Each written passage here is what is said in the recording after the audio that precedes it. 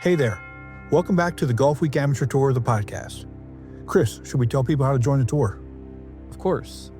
Whether you're a seasoned member or just tuning in to learn more, we're here to help you dive into the ins and outs of the tour. If you've been on the fence about joining, there's no better time than now. It's a fantastic way to play competitive golf, meet other passionate golfers, and step up your game. Registration is open. All you need to do is go to amateurgolftour.net. Click Join the Tour button and pay your local tour's membership dues. And if you want to keep up with all things Golfweek Amateur Tour, make sure you're subscribed and listening to the podcast on your favorite platform.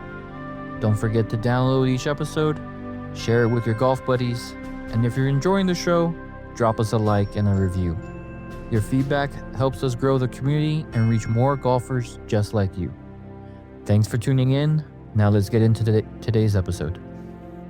Welcome back, Chris, to the post-Mother's Day, still Military Appreciation Month episode of Come on. podcast. Yeah. We got a lot going on, man. We do. It's picking up steam, and this month has been fun.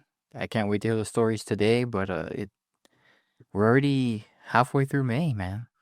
I know. It's craziness. It's absolute craziness. Hey, we got two really good guests. I'm looking forward to talking to both of them, but there's so much going on, across the country with golf. There's so much going on with some other things. I do have the Stu shirt with us tonight, so we can show that off. We still got to come up with a contest, but we do want to show that off. Man, I don't know if you knew this, but it was JR's birthday a couple days ago. So I didn't. Yeah. Happy birthday, JR. Happy belated birthday. Yeah. Found out and make sure I put something on the Facebook page, but dude, there's just so much going on. Right. No, I agree. There's a lot going on in my life too, and this month's gonna go by before we even know it. I know. And you got a family trip coming up here in July. That's Yep. I got a feeling that's going to come up here in one of these interviews tonight. But oh my goodness. Well, let's just get this show on the road. I'm pretty sure everyone's excited. Yeah, we're the first quarter of the year ago, man. Seriously, it's the middle of May. All I know is I've been stuck in the 90s, and that's not the year. That's my score. So I'm trying to not think of those 6 months, but we'll get through it. Yeah, we will. Well, everybody stick with us. We got a really good episode, two really good guests. We're going to announce the April Tour Member of the Month, and lots of good stuff going on, guys. Yeah, let's get going. Right.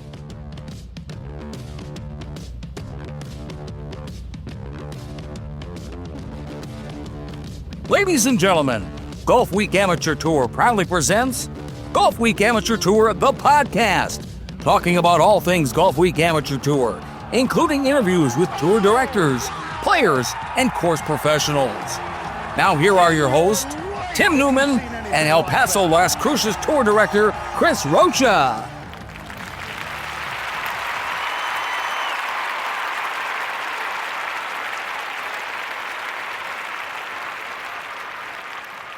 Welcome back, Chris. Hope you took care of Diane on Mother's Day. Yep, did. I hope you did the same with Miss Newman. I did, but it wasn't actually on Mother's Day. We did stuff on Saturday. I did take her out to breakfast on Sunday, but I had a bunch of work stuff that I had to do on actual Mother's Day. But I just wanted to make sure that from at least that perspective, we're not going to hell. So happy Mother's Day to everybody, to all the moms out there. Hope you all enjoyed it and you were well taken care of. Yeah, definitely. We did it before and we did it after, so I think we're good. We're good for this year, for that. We've caught up at least. Oh boy. Well, we got lots of stuff going on. We got two really good guests, to round out Military Appreciation Month. You're gonna love them. Really good stories. We're gonna announce the April member of the month. We'll get him on the next episode. But Chris, we had 12. Yeah, They were solid. they were very solid. It was a good turnout, and competition is only getting stiffer as we keep going. So That's what she said. Hey, settle down. I thought it in my mind as soon as I said it, but you're the one who let the cat out of the bag.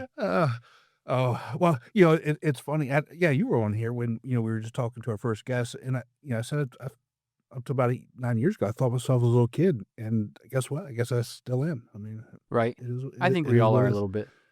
All right. So, but yeah, we got a lot of stuff to talk about, but let's just get right into this. Our first guest, I'm gonna let him tell the story, his stories, but he served in 2 branches, 20 years, retired, and he accomplished something in a tournament a few weeks ago. It's really pretty cool. Yeah, So I can't wait. let's go ahead and bring in our first guest, Jamal Garrett from the Tidewater Tour. Jamal, welcome to the show, bud. Hey, thanks for having me. Oh, no worries. As you heard, and what we talked about before we came on, you've got a great story. 2 branches. So you were Marines for 8 years and Navy for 12 years. Yes. Dude, thank you so much for your service. And I think there's more people out there that are doing 2 branches than people think about. I think there was. I really only did it because when I did my first 8 years, I had got orders that I didn't like. Okay. To make a long story short, I got orders I didn't like. So the Marine recruiter told me, "Hey, you either take these orders or you get out." And so I just got out. I'll show you. Yeah. See? Because it was after my second combat tour, so I was like, nah, I can't go to a third one, not back to back to back. Yeah. That's tough. So Yeah. where are you from? I am originally from Birmingham, Alabama, Okay. as you can see. As I can say, yeah, I wasn't going to bring it up. But that's all right. That's all right. Uh, So Hey, how did settle down. how did the military come about for you? Were you just graduate high school and then just go right in? I did. I played sports and everything growing up, and a couple injuries derailed all that. So I ended up talking to a Marine recruiter my junior year, and I just kind of signed up for the delayed entry program and just went from Mhm. there. My uncle was always in the Army. He was in the Army. He just retired, Okay. Army Sergeant Major, and he was always trying to get me to come to the Army, but we kind of had like a thing back and forth between me and him who was better. So Yeah, we already know. We don't even have to get into it. So I mean, we're good. but yeah, it just kind of went from there. I always liked it. Grew up in a military family, like a bunch of my uncles and my dad, Okay. everybody was in the military. So just kind of fell in line with it. That's awesome. The whole idea. I mean, coming from a military family, people who don't have military members in their family don't truly understand what that means.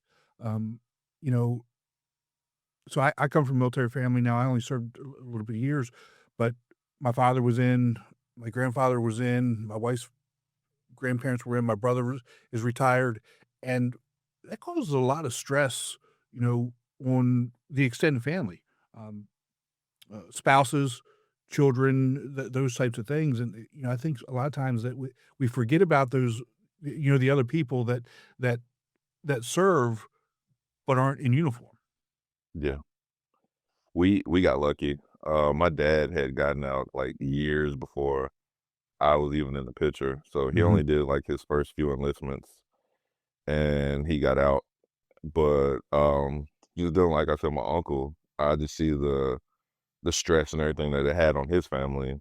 But like we all kind of bonded together and just Mhm. helped each other out whenever we needed to. And he'd always come home and we'd always have like get-togethers and everything. Just try to reinforce like we know what you're doing. You know, you're out serving and everything, so we kind of Mhm. hold it down for you while you're gone. Yeah, yeah. And that's what you gotta do, and that's, you kinda learn that behavior, um, really kind of as you're growing up, taking care of each other and taking care of, not only your family, but maybe somebody else's family as well. Yep, it definitely did all that. It was tight knit community Absolutely. with everybody that's in the military. So let's start with your military service. What was your MOS and what were you doing? And give us some of the good memories. So starting in the Marines, it was a good memory. So, I was the first. I had two MOSs. I was 0311 and 0151. 0311 is basically just infantry. 0151 is administrative, paper pusher pretty much. So I did both of those, and I was always with the infantry units I was stationed out in Hawaii, out of Kaneohe Bay. And some of the good memories was like even though the deployment sucked, just some of the places we went. Uh, so it's like hands down, my best place that I ever went to was Australia, Sydney, Australia. Wow. Wow. Loved it. That was that was the one place. Like if you ever thought about like not coming back home, it was probably the place. How long were you there for? We were there for about 5 days, Okay. but That's it so was a lot cool. of fun. Probably the worst was probably being out in Mount Fuji, Japan. Huh. For one, the only reason it was the worst is because one, it was dead of winter, Oh. and so it's super cold. Yeah. And then we went back for some kind of training, like with the Japanese army and stuff, and we had to sleep in the field. And so they got the habu snakes out there. So they come around and they're like, hey, just be careful at night when you got to get up and go to the bathroom or something where you're sleeping, because these snakes might slither up in your sleeping bag or something. Yeah, I slept on top of the Humvees after that. Yeah, I'm sure.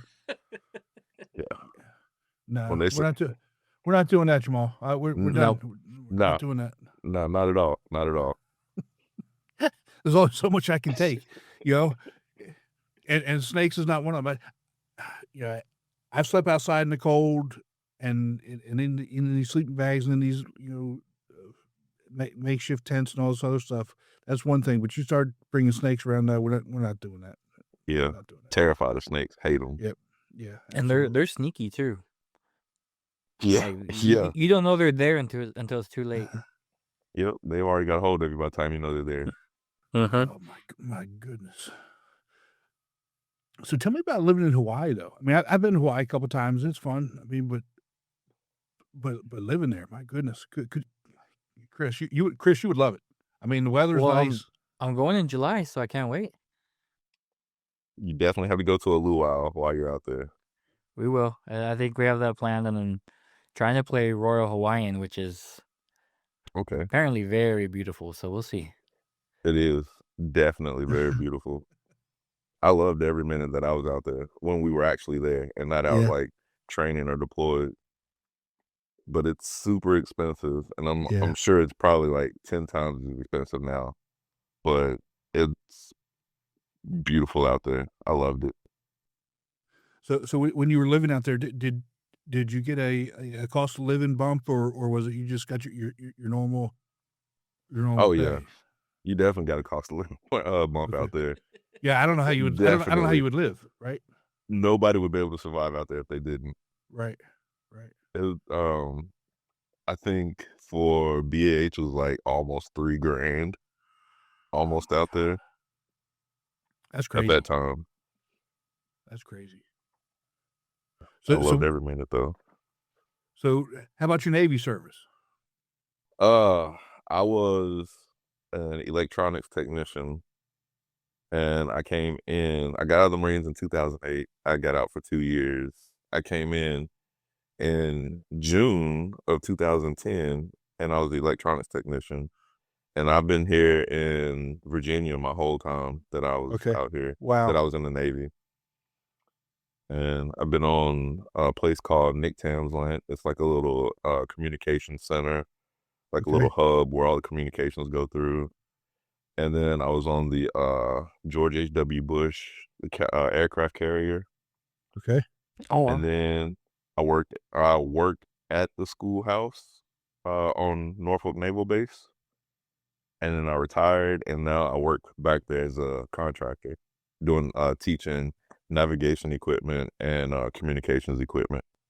That's awesome. You know, I think that's kind of a hidden gem. You know, when you retire and then you get hired by you know, get a GS job. Oh yeah.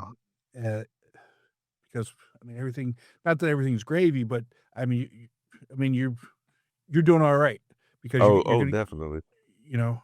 So Less you know, stress and more pay. yeah, exactly. But my brother's the same way, and you know, this is I haven't convinced him yet, but so he retired a few years ago. He's got a government job, GS job. I think he reports to the general at Fort Polk, and like he's his liaison or something. I don't know what he does, but anyway, he he's got like 150 days of leave saved up, right? And we're supposed to go on vacation together with family. And he says, "Well, I'm not coming." It's like I'm getting there on Friday, and he says, "Well, I'm not coming till Monday because I don't want to take that extra couple days of leave." I said, "Dude, what what are you what are you doing? What are you doing?"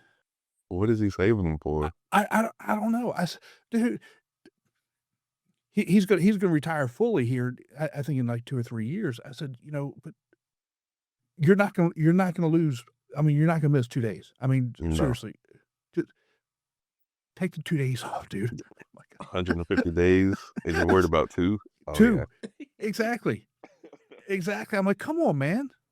So, but yeah, I mean, it's like he says, a lot less stress, you know, and but he sort of won't take any time off. But that's also you know, part of the mentality that you know, a lot of us have in that. But you know, at some point, you know, as much time as you served, it's okay to relax a little bit. It really is.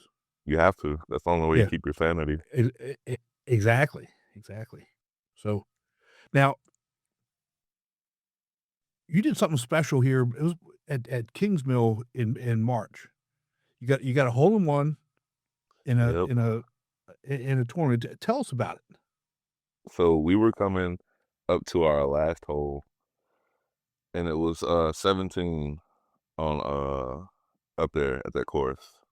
And you know, 17 is the hole with like, it's like right on the, well, it's the one that's right on the water, and it's where the ships and everything came in. So they got the plaques and everything out there. And one of my buddies, this was his first tour event that he played in. So we were together and we were talking about it. And we were walking up, and we were talking about like, this is it, you know, just don't even worry about nothing. Just try not to hit it in the water. That's all you got to worry about. And so we was like getting the distance and stuff, and it was like it's about 180, 183. So I was like, I'm gonna play my 185 club, or 155. I'm sorry, 155. So I go back to the cart, and the guy that was up there, he tees off and everything, and I'm walking back up, and it was like, what are you gonna hit? And I was like, I'm gonna just hit a little soft 8-iron.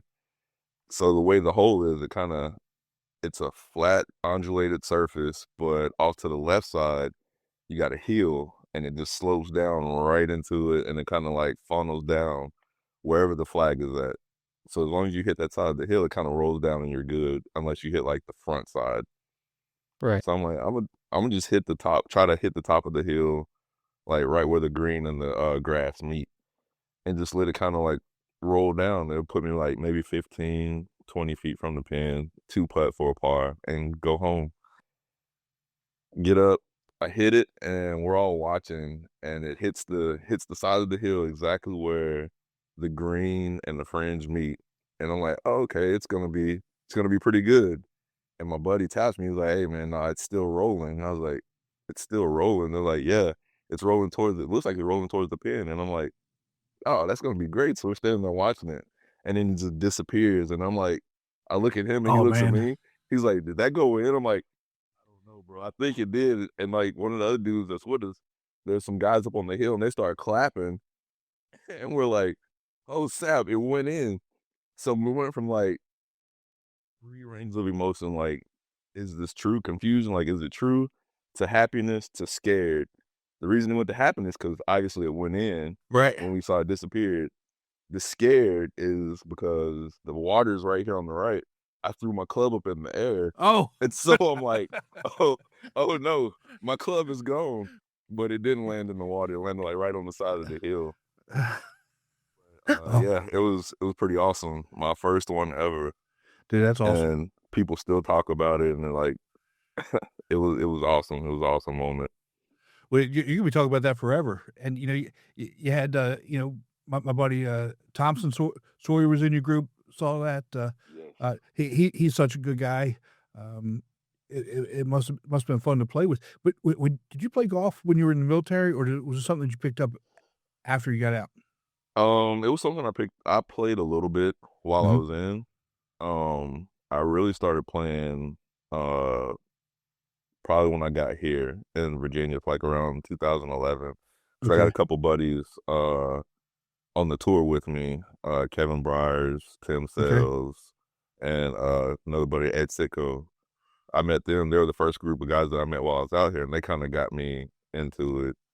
Okay. And my buddy Kevin and Tim told me, like, "Yeah, you should probably play pretty you could probably take it serious and start playing for real." And I was like, "Nah, man."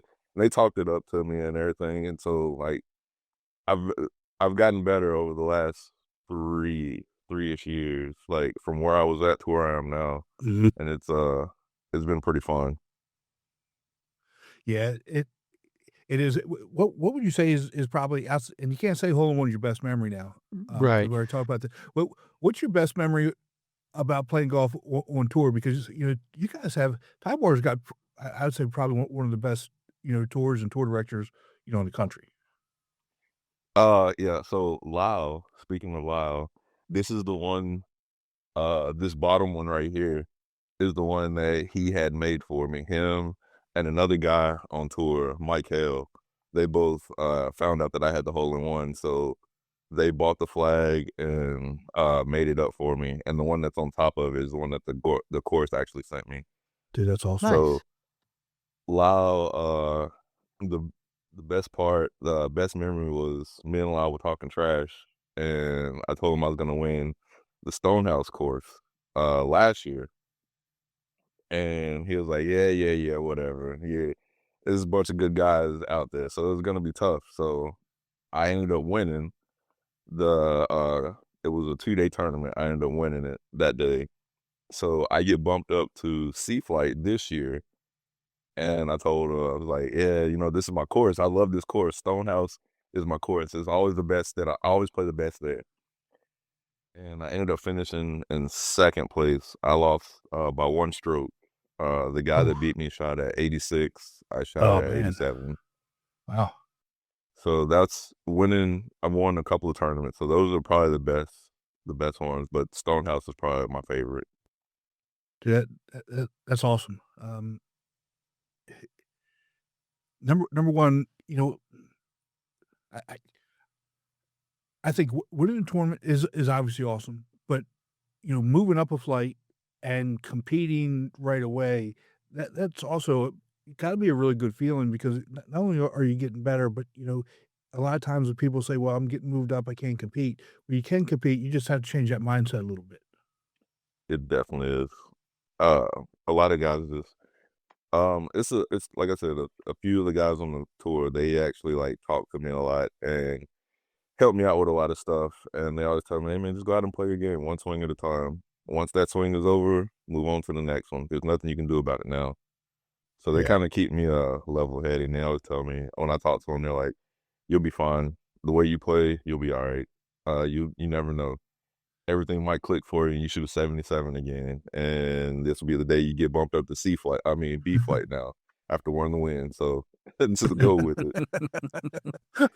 Tell 'em to It calm down a little happens. bit. It It can does. happen, but calm down. We don't make too big of a No, jump. no, no, no, definitely not, definitely not. But it's a great time. Law runs a great tour, and we got the DC one coming up next. So Yeah. if he's listening, I'm gonna win that one too. So Oh, Uh-oh. So we made a deal with somebody from the Louisiana tour earlier in the year. I said, if you win 3 in a row, you get a regular segment. So just keep that in mind. you got to win 3 in a row. You got to win 3 in a row, you get a regular segment. Okay. I'll Are we talking like on tour? Are we talking like Tiger Woods golf on PlayStation? No.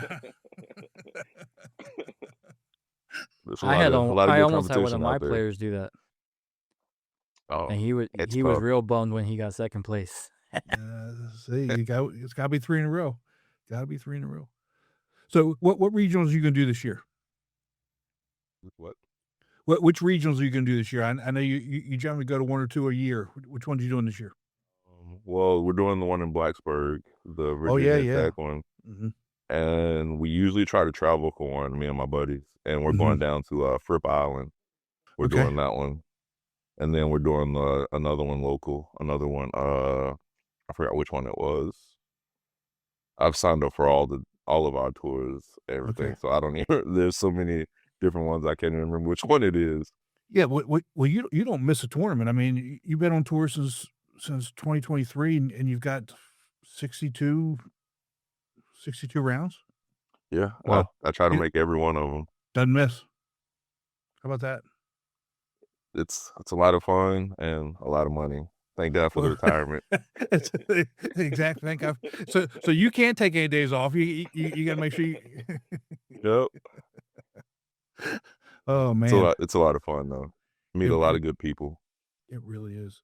Well, Jamal, thank you so much for your service. I can't tell you how much I appreciate it.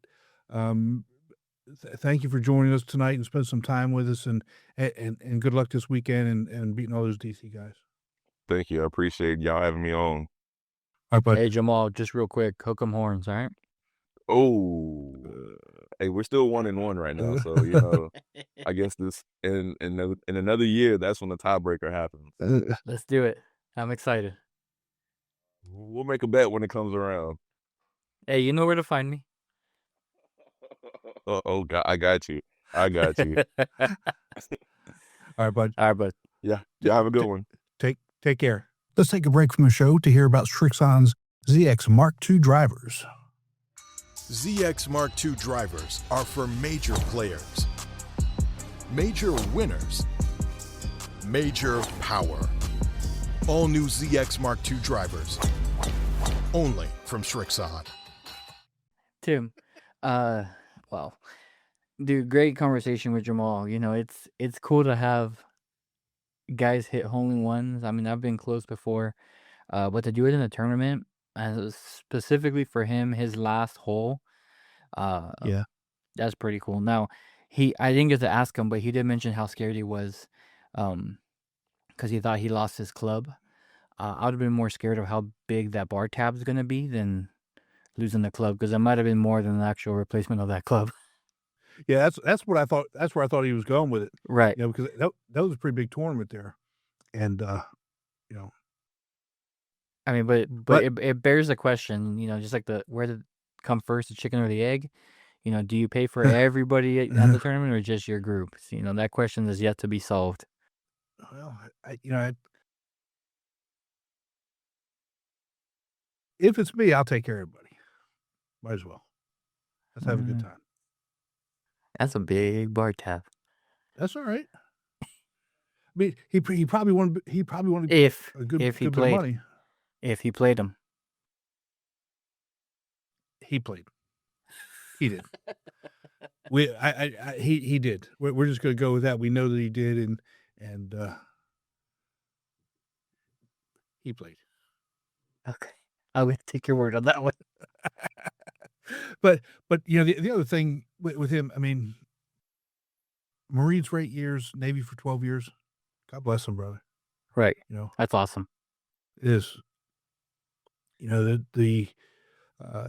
seemed a little disappointed that he didn't go anywhere for his Navy career. Just stayed right there in the Norfolk area. But you know, I'd have been okay with do, that. doing the good work. I mean, served on a couple of really good ships, you know, and now he's got the opportunity to stay there and teach. Right. So, you know, And just good and for him. relax, kind of. Yeah, yeah. So, and you know, it keeps him in that area to be able to stay on the tour, with his buddies and Lyle on the Tidewater tour. You know, Tidewater's got a ton of military with him, just like DC, uh, just like Eastern North Carolina. Like I told you before, you know, up and down the East Coast, you know, lots of military members on tour. Yeah. I mean, that's where I would assume a bunch of bases are. I mean, I'm not real familiar with it, but it seems like we usually get a lot of guys from the East Coast that want to Yeah, get on our podcast. yeah. I think they just want to talk to you. Probably. Probably. That's it. Well, well, you know, our next guest, I've known him for a long time. You know, when I first met him, he told me he was going to retire, and then next year he said he was going to retire, and then the next year he said he was going to retire, and then the next year he said he was going to retire. Finally, he retired, so I'm glad he did that, and and, and now he's dealing with farm animals. But let's go ahead and welcome in our next guest. You know, the senior DC tour director, Dave Phillips. Dave, welcome to the show, bud. Thanks. Yeah, Appreciate you had an eventful evening. Already Chasing snakes. eventful. Just when you think work can't be any more hectic, you find out there's other stuff that happens when you're not around. I understand. And now I get to deal with what she dealt with. There you go. Well, you would rather be doing that than doing what you were doing. Don't lie. Don't It's lie. a mixed bag. You know, I still have a dedication to achieving mission. It's one of those things that never goes away No, it once you did military. Yeah. So how long were you're an Air Force veteran? How long were you in the Air Force? I actually had 4 years at the academy, plus 26 years, 7 months as active. On top Bless of you. that, And Wow. what'd you retire as an Air Force colonel. God bless you, brother. Thank you so much. And you know, I think you're the first person we've had on that was Air Force Academy graduate. Yay. No, I mean, that's, Go blue. but you know, I think people don't truly understand, you know, what it takes, number one, to be able to get into the academy, any academy, whether it's the Air Force, whether it's, you know, Naval Academy or West Point. It's not Yeah, just, you just go in. I mean, I tried the first year right out of high school and tried it on my own, did not get in. I ended up going the first year to Boston University and had to pay for that and did ROTC for a year. Mhm. But college is expensive and didn't have the money and the loan kind of structure. So I applied this time because of where I worked was at Sperry Univac. They were a defense contractor for the Navy, of all things. okay. And I worked for them and went to the local plant president and the ops manager because my dad had worked there before he passed away. And so they all kind of had taken me under their wings when I was in high school working there and said, all right, we're going to write the letters of recommendation. Turns out the plant manager turned around and called the senator and was like, hey, can you help us out? Is there a shot? Mhm. And next thing you know, I flew back from Boston for the interview and met a few people during the interview. And it turns out there were like 4 of us in that waiting room. And it was the 4 of us that actually went in that year together because Oh, they wow. screened the records and everything else. And it's like, okay, Terry, Lee, Travis, all those. And it's just like, wow. And you see them there freshman year and you remember who they were. Mhm. And then you get to do all 4 years at the zoo. You don't get a free pass and do only 3 years. It's like So they so- make sure you get the grist mill. Yeah, I'm sure. So you got that bonus year at Boston Excellent. University. Yeah, so Yeah. that's awesome. So what was your MOS? What was your job? I was in the communications electronics Okay. when I came in, and being at the academy, First thing I did when I graduated, hey, here's my dream sheet. I'm ready to go anywhere in the world. Send me remote, whatever. And they sent me 20 miles down the road in the same city. So I was just like, seriously, you guys are going to do this to me? I'm like, I wanted to go see the world, and I got sent down the road. So, but it was a good 4 years because it was a good learning experience. Right. And I did the base level unit. And after the 3 years, okay, I needed to do something else. And I got into the headquarters because one of my jobs was helping move the headquarters that was off base onto the base in their new building, the Air Force Space Command at the time. And we affectionately named the building Space Catraz at the time. So that was kind of fun.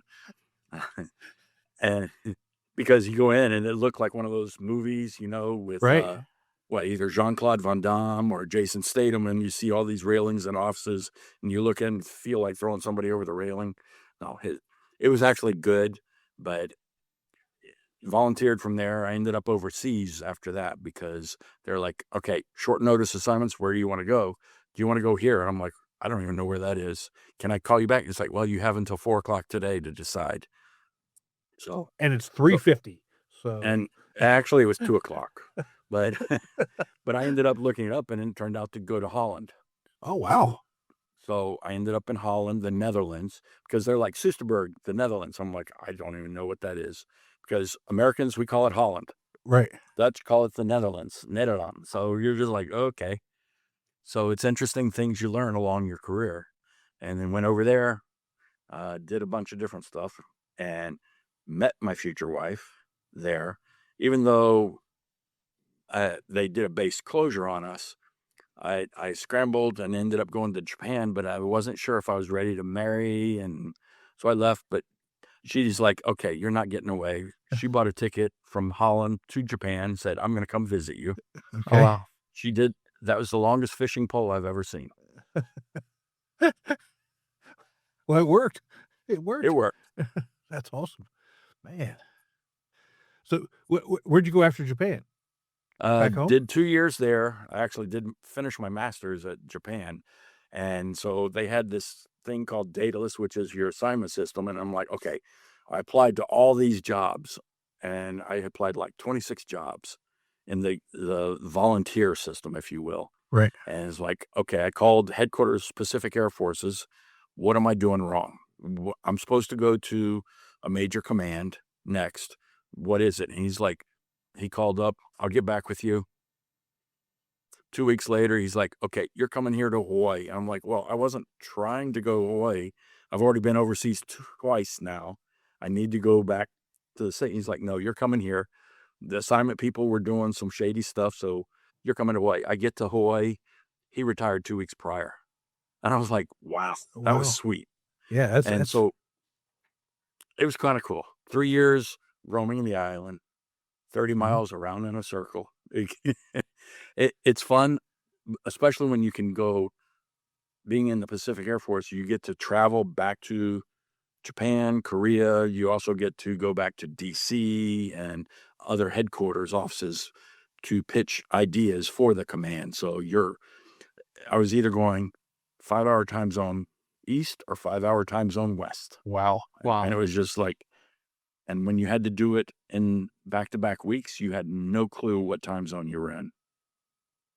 But it was a great assignment because we had a great bunch of guys there at the time.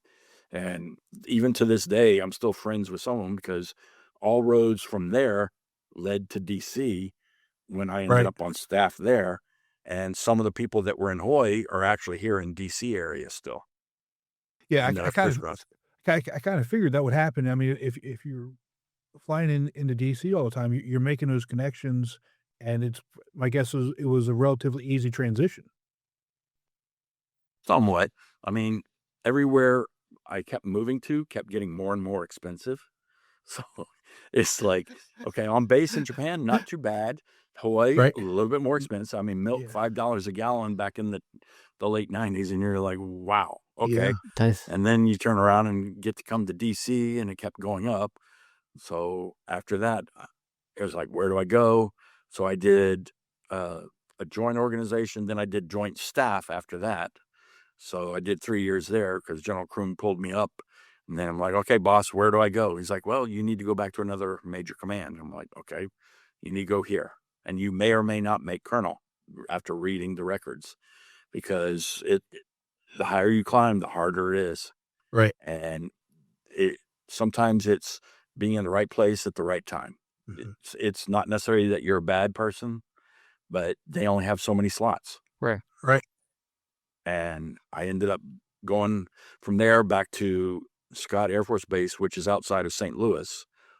And I was there for like 10 months, and they had a no-notice command slot that popped open. And I went to Colonel Matthews, the command lead for comm, and was like, okay, should I take this command job? Because it's outside the communications career field, running a military entrance processing station. Okay. So everybody that recruiters bring in, That's where these you go guys through. vet them. Mhm. And so I was like, what do you think? And he's like, well, my dad was the Phoenix MEPS commander back in the day. So if you want it, I think you should go for it. So I only spent 11 months in Illinois and went to LA for the next 3 years and 2 months. And it turned out it was the largest MEPS in the U.S. Wow. And had all sorts of headaches. But we ended up getting recognition and ran into a few investigations that I stumbled onto some irregularities, and they're like, okay, next thing you know, CID is visiting and arresting recruiters for some shady business. But Oh, wow. turns out the Army recruiting commander for the whole entire U.S., the general there happened to be the general that I worked for when I was in the joint organization in the National Military Command Center. What's that? And it was just like, because it's weird. You never know who you cross paths with Right. again. I mean, Right. so you never, rule number one, never burn a bridge. Exactly. Right. Ever. Because it will come back to haunt you and bite you sometimes. But he was there, and the stuff that I'd stumbled on, he decided to have all his battalion commanders in the local area, because they had fired the local battalion commander on the stuff I found out.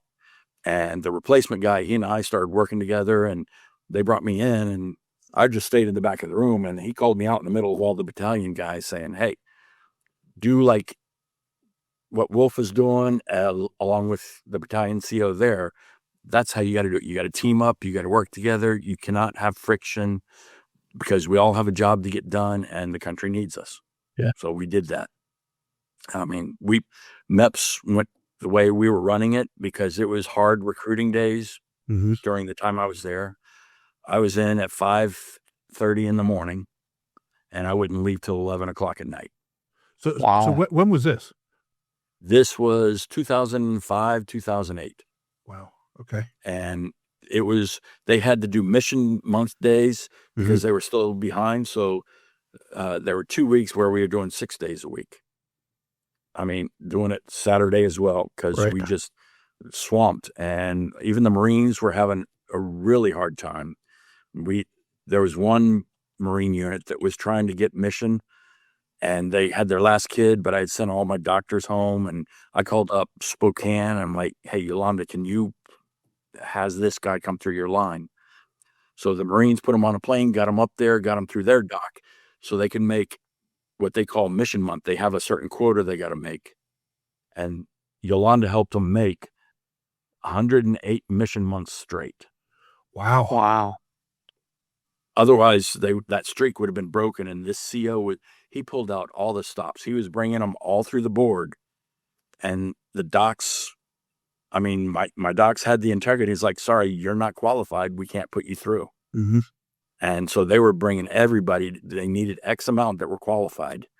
And they're like, they're throwing the kitchen sink almost, what would stick. And they finally got the last one up to Spokane, and he passed, and they made the mission.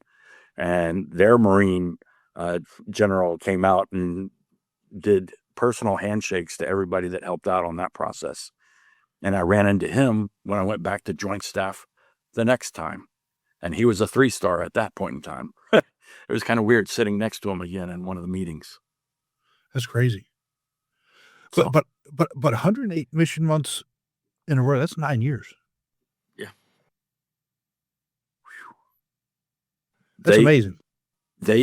Orange County is in that little nexus between Camp Pendleton and LA. Right. So there's a lot of former military, dependents of military that kind of helps them get over that hump. Right. It also covers the Riverside Air Force Base, March Air Force Base that's over there, Temecula and things like that. So, and you go down to San Diego, which is a big Navy town. Right. But San Diego had its own maps.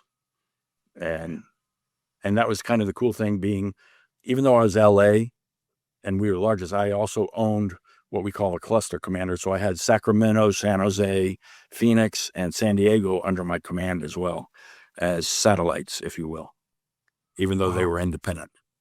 So, but we coordinated, here's a new process, here's something new to try. We tested 26,000 kids a year in the high schools just to see if they could qualify. It was big stuff. Yeah, I'm sure. My goodness. Yeah.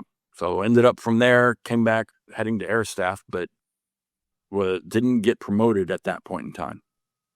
So I was like, okay, once you don't make that first pass, sometimes that's it. But General Maluta let me jump into a special project program, and I went up, and the three-star assistant vice chief of staff picked me up and let me do this job. It was just a startup because we didn't have a chief of staff at that time because he got fired.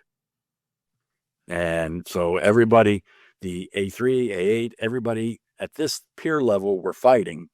Right. And so they needed this thing to coordinate things so that at least the vice chief could say things. Right. With what we call one voice. And it was kind of cool. And after that, I got picked up and it was a surprise. I'm like, okay, hon, you ready to do another 3 years? Because she's like, you're still going? I'm like, you tell me. Right. And then I went to Joint Staff again, and that's where I ran into Tryon and became a division chief. Got pulled up to the DOD Chief Information Office for 2 years. But then, again, Colonel's Group doesn't work like any normal assignment system. You go where they tell you, you do not talk to them. Right. You do not say boo. Otherwise, you get the worst assignment you could ever imagine. And I was doing a special project that the deputy CIO had started, and he called up the Colonel's Group for me and said, yes, I know you're going to talk to him about going to Germany again to go to Garmisch, which is a great spot.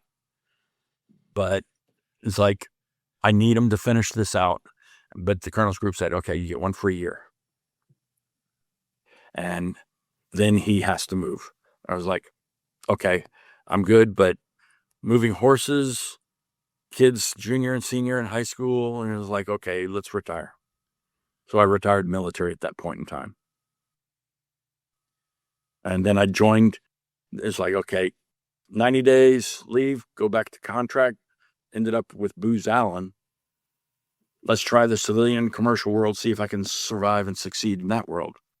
Well, the deputy CIO found out I worked for Booz Allen, and they, by name, requested me to come back as a contractor to work for them again. So I got stuck right back with the same shop that I left. And then I did 10 years of that before I finally pulled the plug here. Yeah. Let's just put it this way. I was surprised, but not surprised. Because, you kept telling me you were going to retire. You kept telling me, this is it. This is really it this time. This is really it. Yeah. But I'm glad that you did, because, I mean, you've done so much. You've done all that you can do. It's somebody else's turn to step up and start. It's Start tough doing to let go. Yeah, it is. When you've done it so long, I mean, even though I left 31 January, I mean, I still talk to, like, the last team I had as contract team, the gal that I brought back in, I knew her all the way back in 1980. Jesus. Wow, 89 is how far back I went with her. And I finally convinced her to come on the job. And she'd been with me over a year and a half. And I'm like, okay, you need to do this. She's like, I don't know all the things you did because you know, the contracts and all that and the budget. But she is a great PM, project manager. Mhm. And I let her run with that.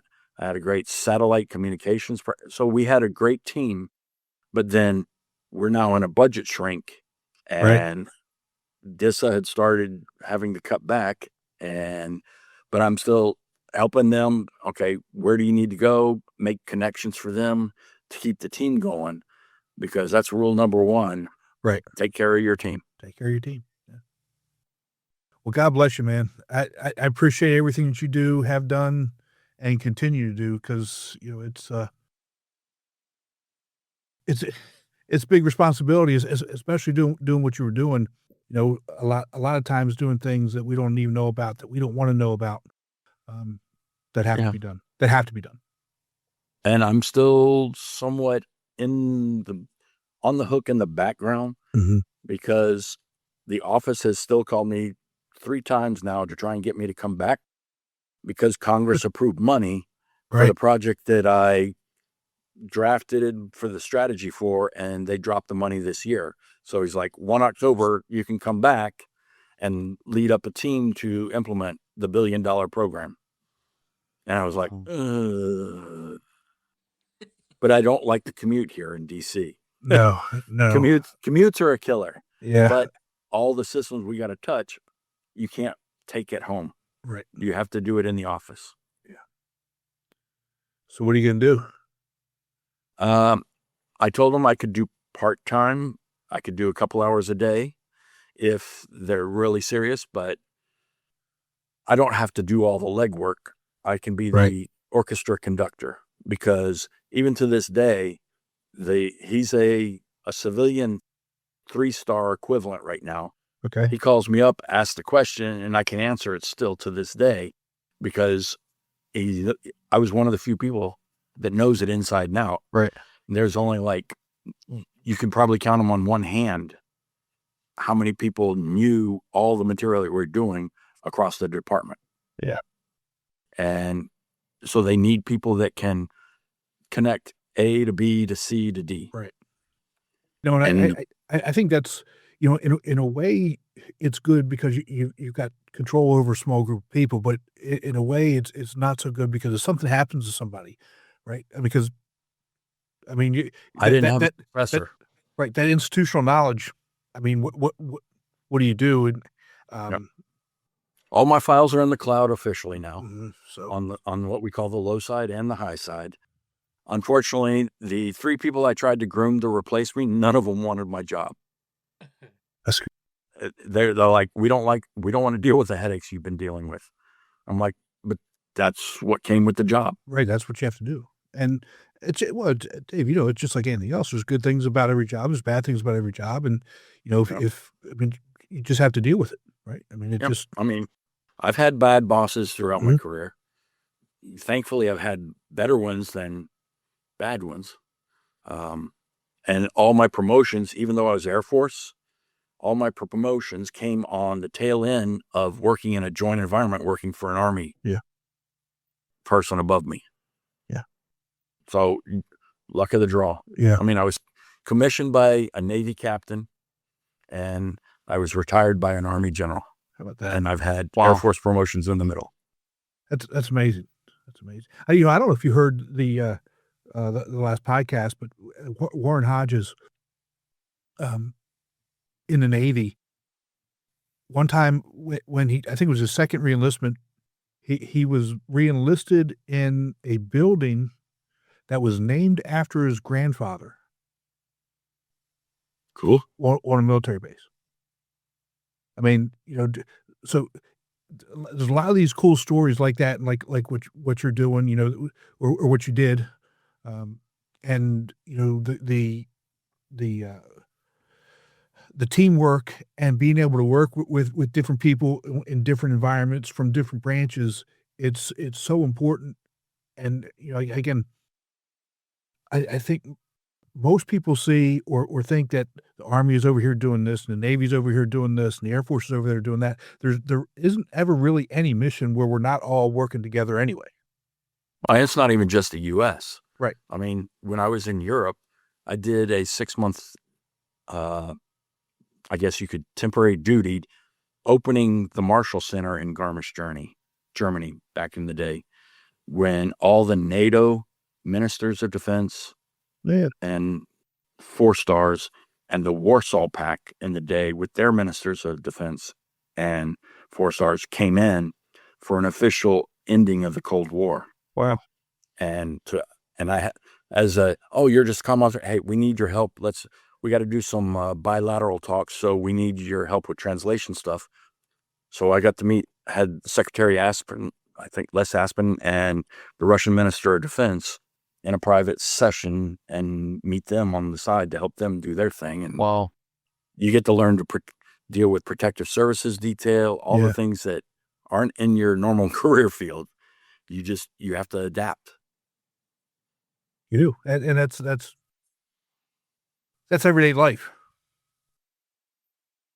Let's talk about golf a little bit. I mean, Oh, oh no, here my we go. handicap sucks right now. So Dave, I've known you for at least 10 years, right? I mean, it's at least.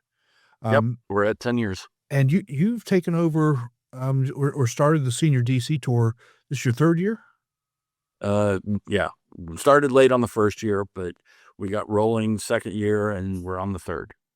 Yes, and things are going really well. I mean, you've got a good group. I've got a good core group. You do, which everybody needs. Every tour has, and every tour needs to be able to grow. And the number one, DC market's tough. It is. Prices have gone haywire this year. Haywire, yeah. I mean, Whiskey Creek, I couldn't even get on Whiskey Creek because they wouldn't give me before 2 p.m. and they wanted $160 at 2 p.m. Jeez. Yeah, and that's before you do. And what that's before adding anything else to it. Right. So I was just like, I'm hunting around, but they like it because, like what you and Jen originally did, the core group we have, they enjoy finishing the round. A lot of people aren't just leaving right after the round. Right. We hang around and there's crosstalk. I mean, this last Saturday, I was golfing with John Smith and Ken Jones, 2 guys from A-Flight. And because sometimes we don't have enough, I'm mixing B and C. Right. And they learn each other and they sit down and talk about the game, talk about the course and other things in life. Right. And they like the family atmosphere again. Yeah. That's the big thing. And we're pulling up new courses that they've never heard of, never played before. And they're like, hey, and even though I think the majority of them didn't play as well as they thought or hoped, they want to put it back on the schedule again next year. Yeah. So you're talking about Sly Fox, right? Yeah. So tell us about that course, because that is a new course that we've never been on. And where is it, and what do you like about it? It's out in Front Royal area. Okay. It's one exit past. Well, actually, you can take the same exit that you do for Blue Ridge Shadows. Okay. Yeah. Exit 6, but you turn at the red light before, and you go another few miles west of that. But the terrain is a lot of undulation, and unfortunately, they had aerated greens about 3 weeks prior, and they hadn't completely closed. But aside from that, reading the greens and the slope, just when you think it's going to break one way, it went the other way, and you're just like, okay, that shouldn't have happened. and it's just the gotchas when okay, there's the hidden little ravine marsh to the right that you couldn't see because there's a lot of blind shots. Okay. So when you have the blind shots, they're like, but all in all, they're like, okay, the fairways were decent shape. The grass was taken. The rough was a little bit thicker and it was hard to get out of in some cases, but people just struggle with putting at the end. Chris, I'm looking at you. I know the feeling. Yeah. I mean, my putting came around after, what was it? Black Rock, when we did that one, because putting's been my strength throughout what I've done because I can save my round that way. Uh-huh. But man, I was 3-putting that day like crazy. So I redeemed myself, did a practice round at Bull Run, and And Sly Fox, okay, no more than 2-putt. Got it. Cool. We're good. We're getting it back again. But when parts of your game go off, it just drives you nuts sometimes. Yep. Well, what about Brayton Bay? What's that course like? Breton Bay is going to be June 19th and 20th. That one is like links at Perry Cabin. They're both a lot of water around the course. So I wanted to give people a challenge for the 2-day. It's a Okay. private club down by Pax River, Dahlgren area. Oh, yeah. Okay. So Breton Bay, we're looking forward to. It's a challenge from what everybody said, and they just have to keep it dry. That's the biggest thing. That's always the key. Yeah. Well, that's going to be the wake-up call for everybody, because our season-ending championship kind of thing is a 2-day at links at Perry Cabin over by St. Michael's. Like you go towards Queenstown Harbor, Yeah. go south, hit St. Michael's, and if you look on the website, island green water. Yeah. You got a fairway that ends in a green that sticks out in the water. So if you're long, it's like Atlantic Dunes number 9, I Okay. believe. But Yeah. the green sticks out even more in the water than what Atlantic Dunes does. Huh. So but it's so pristine, and using some of the sponsorship and some of the other funds from throughout the year to help defray the costs on that, because otherwise I'd be charging people $500 for the 2 days.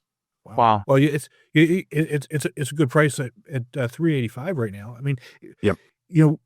You talk about the prices in DC going up, but you got some really good deals, like Locust Hill for $99. That's a steal. Stoneleaf for I'm $115. trying to get it so that people can afford to Yeah. maybe come into the senior, Yeah. because retirees, yeah. Yeah. I'm already dipping into a little bit in the investments, because I'm not eligible for Social Security or anything. That's because you got to retire. I mean, you have to stop working. I stopped working, but I'm not old enough. I'm still a young pup, so to speak. Okay. Almost. Even though the gray hair doesn't tell you much. At least I have hair still. That's My that's a cousin good lost thing. his hair at 29. Oh my Jeez. Oh my God. I'm probably one of the only guys in my family chain that still has hair. I'm lucky. You are lucky. Well, Dave, I appreciate everything that you do. Your service, your friendship. I love what you're doing with the senior guys. Thanks so much for joining us, and to everybody down there. We're up there. I say hi. Will do. But you take care. We'll talk to you soon. All right. Bye-bye. Thanks, Tim. Let's take a break from the show to hear about Strixon's ZX Mark II irons. A great iron set needs more than good looks. It's got to be fast and got to be pure. But good looks never hurt either. The all-new ZX Mark II irons from Strixon. Chris, I'm really glad we got to have Dave on. He's much more modest than what he was. Some of the things that he's done. He's one of the types. He's one of the people that, if he told you some of the things, he'd have to kill you. With his security clearances and some of the things he's worked on, some of the things he knows, Right. and some of the things he's been involved in. That's the kind of level that he's at, working in the Pentagon last 10 years, some of those types of things. But obviously, great guy, down to earth. You could tell that his whole persona is about service. Right. So, and he's doing a great job in DC tour for the seniors. It's a tough market right now, with courses and prices, but he's doing a really good job. Yeah, I mean, he's traveled the world. Yeah. Bringing up that story with the signing for the Cold War. I can imagine other Mhm. stories that he has that he can't even talk Yeah. about. Yeah. Um, but I mean, like we talked, everybody's. It seems like golf is getting more expensive because the Yeah. popularity is getting up there. Mhm. So everybody around the country's feeling it. But from what I was looking at, he's done a really good job with what he's got, and I mean, he can just keep getting it better and better every event. Yeah. But think about this. Have we ever had an episode where 2 people have lived in Hawaii on the same episode? Right. That was pretty Or that. cool. Got it? I mean, especially with all the veterans and military guys that we have had on here. I don't Yeah. think we've had one episode. And Yeah. for all our listeners, it wasn't planned. Nah. We don't know where these guys have gone or where they've served, and Right. to have two there, and I mean, it wasn't just like, oh, I stopped there to refuel. Mhm. Like they were there for a good while, so that's pretty cool. Yeah, but both our guests, great stories, um, both retired military. It's you know, I've told you before, May is my favorite month, doing this, because Right. it's, we're focusing on our veterans and, we've got, Memorial Day, um, Memorial Day is coming up, uh, next week. And, um, we're talking to veterans, we have to remember that Memorial Day isn't about veterans. It's about Right. those that actually, gave that ultimate sacrifice. And, so while everybody's out, hanging out with their families, going to the beach, having cookouts, playing golf, whatever it is, let's make sure we take a moment to remember and honor those that have given us, all that we have. For sure. I mean, it's a big deal. And I think sometimes it gets forgotten. I Yeah. know last year when we did American Dunes, it makes you remember, or maybe sometimes some people even learn the sacrifice that people make for us. Yeah. So since then, it's been a bigger, how do I say this? A bigger part of my life to at least remember, everybody that's given, like you said, given the ultimate sacrifice. Yeah. Yeah. So thank you to all our veterans. Thank you to all our active duty. We really do appreciate what you do for the country, and glad you're with us with the tour. Yes, sir. Definitely. But we've got I mentioned in the opening, we had 12 nominees for the April Member of the Month. And, as I was looking through, they were they were solid. Dennis had his work cut out for him Yeah, he this did. time. Yeah, I mean, we gathered them all up, and there was some good stories, some good nominations. Um, we got to teach Louisiana North to not hold down the all caps when they send in their nominations. But that's neither here nor there. Um, and if she's not listening, she doesn't get the jokes. Too bad. But Dennis took his time. He read over it, and I think, like you said, he had a tough decision to make, but uh, I can't wait to see what happens the next couple months with the nominations, because it's getting real heated right now. It is. So before we announce, the winner, and we'll have him on the, the next episode, but I do want to announce it tonight. But let's just go through and, with so many, we can't read all of the Right. nominations like we've done in the past. Um, it's just they're so good. We just don't have that time. So let's just go ahead and go down the list.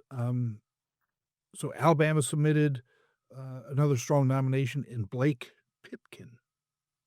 Blake Pipkin. Yeah.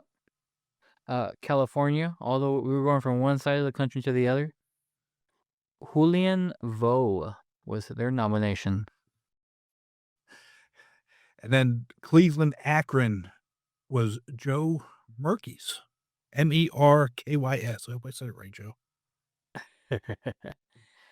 Indiana, Western Kentucky, Wayne Fugate. Fugate. See, you're gonna get me in trouble with all these names. He's man. not Fugate. He's not Fugazi. He's Fugate. Wayne Fugate. Thank you. Now, Louisiana North and is Kevin Odom, and I do want to say something about Kevin real quick. Obviously we had him on, a few weeks ago, and he was really close to winning 3 in a row. Hell. That third, I believe he was sick for that third tournament and ended up finishing second place as being sick. But Kevin, close and thank you, Gina, for nominating Kevin out of Louisiana North for the April Member of the Month. Yep. I mean, that would have been cool to have our first three-peater on here. But we survive to live another day with just us two. Milwaukee, we got Roger Lefebvre. Roger Lefebvre, yeah, he's awesome. Nashville was Kevin Ingram. Was he a football player, Kevin Ingram? No, not different Kevin Ingram. Right. New York Upstate. Oh goodness. Joni Resto. Okay. North Central Florida was Michael Ray. Yep. St. Louis was Albert Delamarter. Albert Delamarter, yeah. Awesome guy. I don't want to get this wrong. I'm not sure if he's still serving, or he's a veteran. He may still be on active duty. Let's just put it that way. So Albert, thank you so much for your service, buddy. And then Tidewater was Richard De Jesus. So another strong nominee from the Tidewater Tour. So thank you all, tour directors, for your nominations. Thank you, guys, for doing what you do for the tour. But the April Member of the Month that came out of the Charleston Tour, that was Mike Cobb. So Mike Cobb, congratulations, and we'll get you scheduled on the next episode. Yeah, and we'll read the winning nomination at that point, and hopefully get tour director Tim Sumption on with that as well. Yeah, I mean, I thought, it's getting down to nitty gritty, honestly, with all the nominations. But I mean, there's just some points on here that's just kind of stands out. And congratulations, Mike. Can't wait to talk to you about it. It's gonna be great. So make sure everybody gets your nominations in for May. Remember, they're due by June 5th. So let's get them in, and let's make this work a little bit. I mean, let's see if we can get 20 nominations and make Dennis work a little bit to do this. But thank you so much. Great nominations. And hopefully we'll get Mike on next episode. Yeah, it'd be nice to have him really think about who he's going to pick. So, yeah. So last episode, we finally put the Stu subs to bed, and I told you Jen took the shirt home. But I got the shirt here with me. Okay, so we got a nice Stu sub shirt. That's a cool shirt. I'd rock that shirt. No, this is actually, I looked at it, it's a kid size shirt. It'd be like an extra medium on you. But we'll figure something out. We do have to figure out a contest to something for Stu subs. Yeah, they're the I best. just want a Stu sub. That's all I want now. Every time we bring it up, I just get really excited, and I don't have one in town, so you don't. It's very depressing. You gotta. There's only one way to get Stu subs. Only one way. I know. But if I have it every day in Hilton Head, I'm going to make the overweight scale on the flight home. What are you trying to say? Because I could have like 2 a sitting times twice a day. Why don't we have Stu Subs cater nationals? Might as well do that now. Oh boy, here we go. Yep, I'm just can of worms. So, Can of worms. Just so you know what's going to end up happening, okay? Dennis is going to send that over to Jennifer, and she's going to be mad at me. I appreciate that. That's fine. Look, I'm trying everything I can to not cause any problems with them. I mean, they've got they've got so much going on. You know, I feel bad for them, and I mean they're really going through it right now. So seriously, I try to no problems, but they'll get through it. And look when everybody comes to nationals in October, make sure you, instead of Dennis buying you a beer, make sure you buy Dennis a beer. I'm pretty sure there'll be plenty of beers out there. I think so. And whiskey. Well, and wine. Well, and cigars. I mean, we don't want to talk about that too much, right?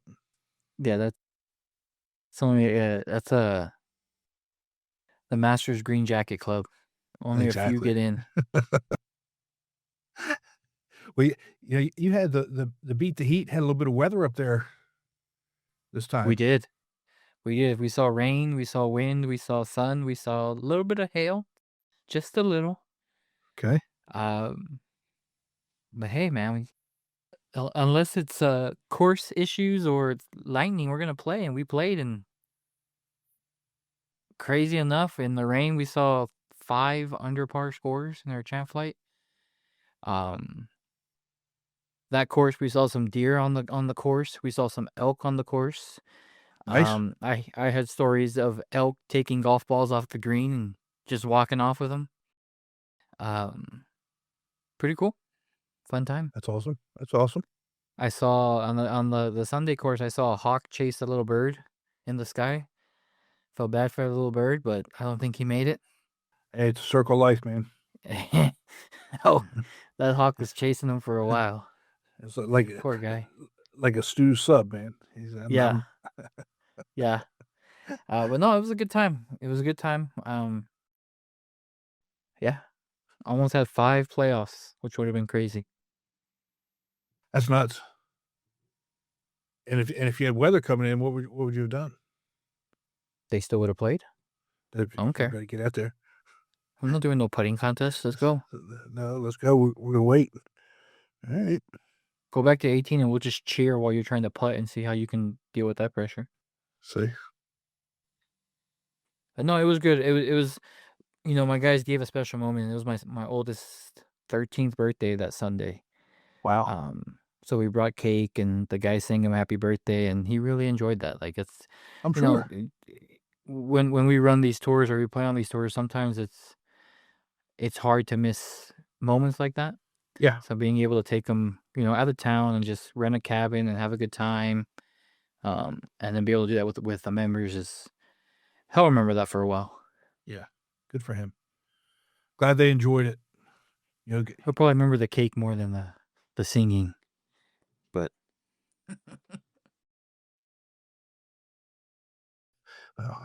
hey, I like cake too, so I'd probably remember cake too. Anyway, it is what it is. What else you got going on? Nothing much, man. Just getting ready. July, you might be by yourself for an episode. Okay. I'll be going to Hawaii. So yeah. Unless you want to figure out something with a 6-hour time zone difference. No. Maybe. Here's an idea. From now until mid-July, if somebody wins 3 in a row, they can be your co-host for that episode. Oh boy. I threw it out there. You better hope and pray. We'll see. I actually do have a couple ideas, depending on how long you're gone. But I don't want to announce it yet because I haven't talked to you about it. I haven't talked to them about it. We'll talk. I'll only be gone for 12 days. So is it just you and your wife, or is it the whole family? As of right now, it's me, my wife, and the boys. Okay. We're celebrating both are, my oldest being 13, my youngest is now double digits, which is kind of scary. And then me and my wife are celebrating our 15th wedding anniversary. That's pretty awesome. So, just, Yeah, couple. See, I thought it was a wedding anniversary trip, and maybe it's just gonna be the two of you, because you guys need to get away. No, we have plans. Okay. The resort we're staying at might have a kids zone that they can go to, and we'll just hang out and figure something out. But Kid jail. we do travel a lot together without the boys as well throughout the year. Okay. Because you got to take care of her. I mean, she lets you do all this other stuff. So Right. It is what it is. But I mean, Jen also. well, I make her sign out my charging block. So I mean, I saw that. Like a librarian over here with your matching outfits. Well, that's true. It's true. We gotta put a picture of that in the show notes. No, we're not doing that. Shoot, dude, are you kidding me? I tried. See, you know how mad she'd be? Do you have any idea how mad she would be if I took a picture of her and didn't tell her and put it up on the show notes? Yeah, I mean, could you imagine? Well, you would tell her. No, I wouldn't.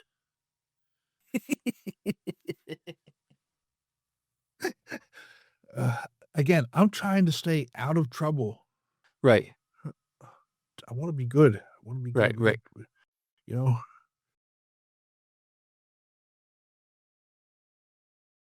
Anyways.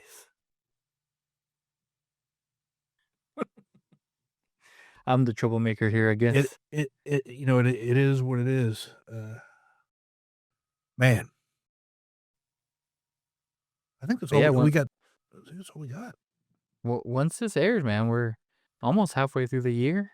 Yeah. And I think we're at the point now where every tour is in full swing, even the ones way up north. Yeah, they're all playing. They're all playing. Yeah.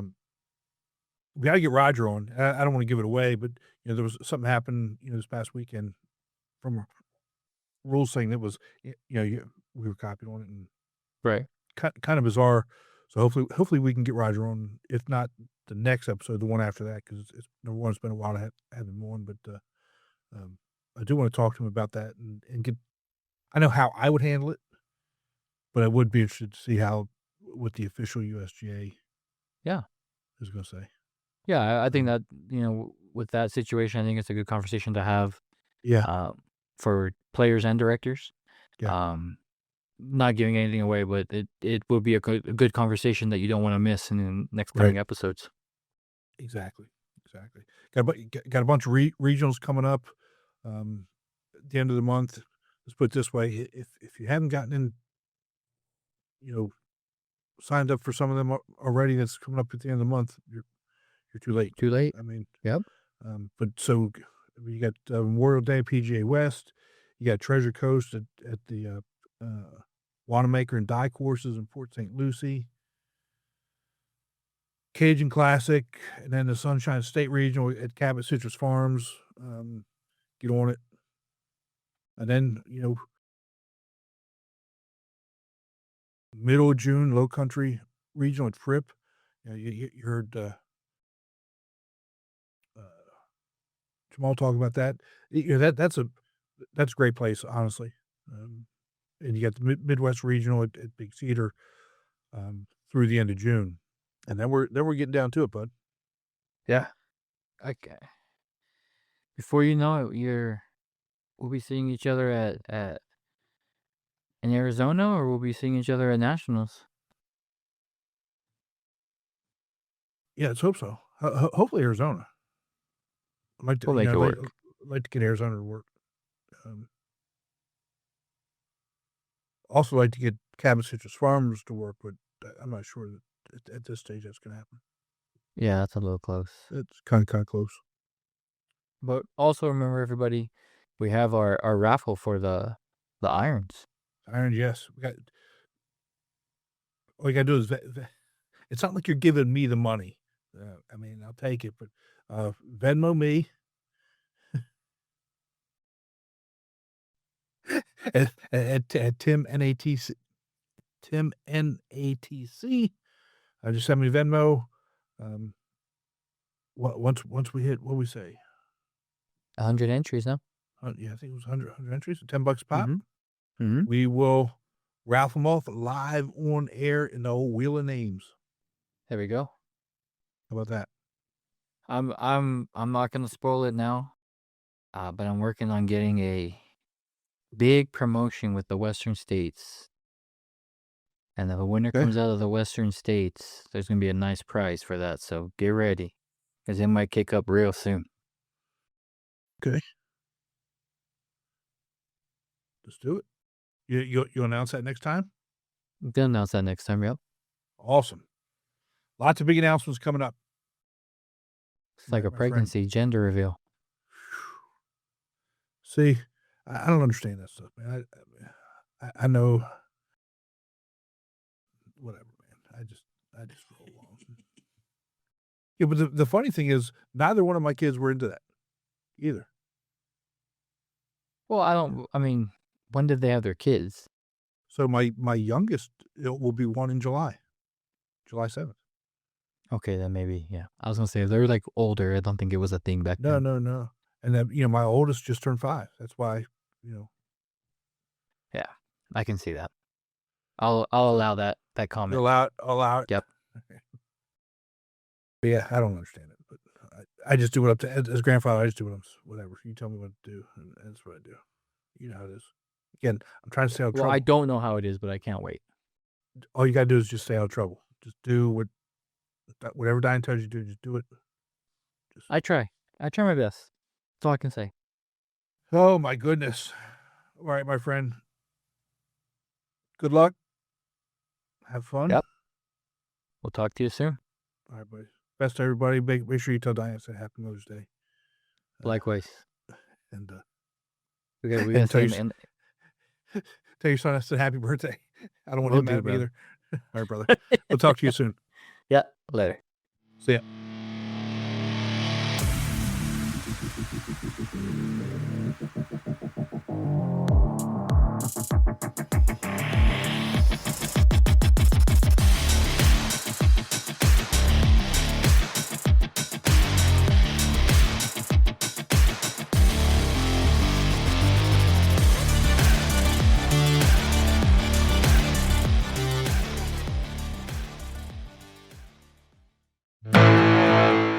All right, that's a wrap for this week's episode. But Chris, after all this time, you would think we would remember this stuff. We forgot to tell people how to register, didn't we? Yep. Take it away. Well, if you're not already part of the Golfweek Amateur Tour, what are you waiting for? Grab your clubs, join the fun, and see what competitive golf is all about. You can sign up today and start meeting some incredible folks who love the game as much as you do. All you need to do is go to amateurgolftour.net, click the Join the Tour button, and pay your local tour's membership dues. And hey, don't forget, if you're enjoying the podcast, you can catch us on all of the major podcast platforms. Be sure to download, share it with your golf buddies, and throw us a quick review if you're feeling the love. It helps us keep bringing you the good stuff and reaching even more golfers out there. Thanks for hanging with us, and until next time, keep swinging and having fun out there. We'll see you next time. Take care.